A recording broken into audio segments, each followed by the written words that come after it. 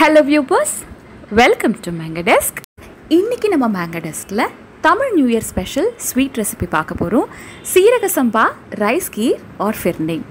அரிசியை உடைச்சு பண்ற ஒரு திக் அண்ட் க்ரீமி புடிங் தான் இந்த ஃபிர்னி. செய்யறது ரொம்ப சிம்பிள் ஆனா ரொம்ப டேஸ்டியா இருக்கும். இப்போ இந்த சூப்பரான ஃபிர்னி எப்படி செய்யலாம்னு பார்க்கலாம். நான் 50 கிராம் சீரக சம்பா அரிசி எடுத்திருக்கேன். நீங்கள் பாஸ்மதி ரைஸும் யூஸ் பண்ணலாம். இது ஒரு 2-3 தடவை நல்லா அலசிட்டு அரை மணி நேரம் தண்ணியில் ஊற வைக்கணும். நெக்ஸ்ட் நான் ஒரு பிஞ்ச் குங்குமப்பூ எடுத்திருக்கேன். இதையும் சுடு தண்ணியில் ஒரு அரை மணி நேரம் ஊற வச்சிடலாம். இப்போ 1/2 hour ஆயிடுச்சு. அரிசி நல்லா ஊறிடுச்சு. இதை நம்ம தண்ணியே இல்லாமல் நல்லா ஸ்ட்ரெயின் பண்ணி எடுத்துக்கணும். இந்த மாதிரி ஒரு வடிகட்டியில் போட்டு தண்ணி கொஞ்சம் கூட இல்லாமல் டோட்டலாக ஸ்ட்ரெயின் பண்ணி எடுத்துக்கலாம். உங்களுக்கு வேணும்னா நீங்கள் ஃபேன் ட்ரையும் பண்ணிக்கலாம். இப்போது இந்த அரிசியை ஒரு மிக்ஸி ஜாரில் ஆட் பண்ணி பல்ஸ் மோடில் ஒரு 2-3 தடவை திருப்பினா போதும். ரொம்ப ஃபைனாக அடிக்கணும்னு இல்லை, கொஞ்சமாக பவுடர் பண்ணால் போதும். இப்போ இதோட கன்சிஸ்டன்சி இந்த அளவுக்கு இருக்கணும். இது ஆல்மோஸ்ட் டெசிகேட்டட் கோகோனட் கன்சிஸ்டன்சியில் இருந்தால் கரெக்டாக இருக்கும். நெக்ஸ்ட் ஒரு பேனை ஹீட் பண்ணி 1/2 லிட்டர் பால் ஆட் பண்ணியிருக்கேன். ஃபுல் ஃபேட் க்ரீமாக இருந்தால் இன்னும் நல்லாயிருக்கும். 1/2 லிட்டர் பாலுக்கு 50 கிராம் அரிசி கரெக்டாக இருக்கும். இப்போ பால் ஒரு 2 நிமிஷம் நல்லா கொதிக்கட்டும். மீடியம் ஃப்ளேம்லேயே இருக்கட்டும். பால் ஓரளவுக்கு கொதித்ததும் நம்ம அரைச்சி வச்ச அரிசியை இதில் சேர்த்துக்கலாம். சேர்த்துட்டு நல்லா மிக்ஸ் பண்ணிடணும். அரிசி கட்டி தட்டாமல் இருக்கணும். ரொம்ப கைவிடாமல் கிண்டிகிட்டே இருக்கணும்னா இல்லை, அக்கேஷ்னலாக நம்ம மிக்ஸ் பண்ணால் போதும். இப்போ பார்த்தீங்கன்னா ஒரு 3 to 5 minutes ஆயிருக்கு. இந்த மாதிரி கார்னர்ஸ்லாம் ஏடு பிடிக்க ஆரம்பிச்சிருக்கு. இதெல்லாம் அப்பப்போ ஸ்க்ரேப் பண்ணிக்கலாம். அப்போ தான் டேஸ்ட் ரொம்ப நல்லாயிருக்கும். இப்போ ஒரு 7 minutesல கொஞ்சம் நல்லாவே திக்காயிருக்கு. அரிசி பாலோடு சேர்ந்து நல்லா வேகணும். ஸோ அரிசி குக் ஆகிறதுக்கு நம்ம கொஞ்சம் டைம் கொடுக்கணும். லோ ஃப்ளேம்லேயே இந்த மாதிரி கார்னர்ஸ்லாம் ஸ்க்ரேப் பண்ணி பொறுமையாக குக் பண்ணணும்.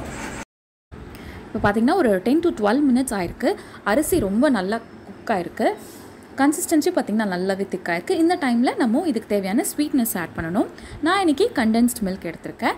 இந்த குவான்டிட்டிக்கு 100 கிராம் கண்டென்ஸ்ட் மில்க் கரெக்டாக இருக்கும். கண்டென்ஸ்ட் மில்க் சேர்த்து நல்லா மிக்ஸ் பண்ணிக்கலாம். இனிஷியலாகவே ரொம்ப சேர்க்க வேண்டாம். உங்களுக்கு டேஸ்ட் பார்த்துட்டு தேவைன்னா எக்ஸ்ட்ரா சேர்த்துக்கலாம். நீங்கள் இதை சர்க்கரையிலையும் பண்ணலாம். நான் 2மே ட்ரை பண்ணியிருக்கேன். ஆனால் கண்டென்ஸ்ட் மில்க் ஆட் பண்ணும்போது தான் டேஸ்ட் ரொம்ப நல்லாயிருக்கு.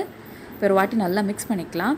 நம்ம இந்த ரைஸ் கீர் ஸ்டவ் ஆஃப் பண்ணதும் இன்னும் ரொம்ப கெட்டியாகும். நம்ம ஓரளவுக்கு ரன்னிங் கன்சிஸ்டன்சியில் இருக்கும்போதே ஸ்டவ் ஆஃப் பண்ணிடணும். இப்போ இந்த கன்சிஸ்டன்சி கரெக்டாக இருக்குது. லாஸ்ட்டாக இதில் நம்ம ஊற வச்ச குங்குமப்பூவை சேர்த்துக்கலாம். இப்போ ஒரு வாட்டி நல்லா மிக்ஸ் பண்ணிக்கலாம்.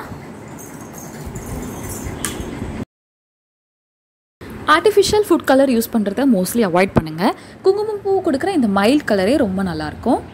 நெக்ஸ்ட்டு ஃப்ளேவருக்காக 2 ஏலக்காய் இடித்து ஆட் பண்ணியிருக்கேன். இதெல்லாம் சேர்த்துட்டு ஃபைனலாக ஒரு நல்ல மிக்ஸ் கொடுத்துடலாம். நான் முன்னாடியே சொன்ன மாதிரி இது நம்ம போக போக இன்னும் கொஞ்சம் திக்காகும். ஸோ ஓரளவுக்கு ரன்னிங் கன்சிஸ்டன்சியில் இருக்கும் போதே நம்ம ஸ்டவ் ஆஃப் பண்ணிக்கலாம். இப்போ இதை ஒரு சர்விங் பவுலுக்கு மாற்றிக்கலாம்.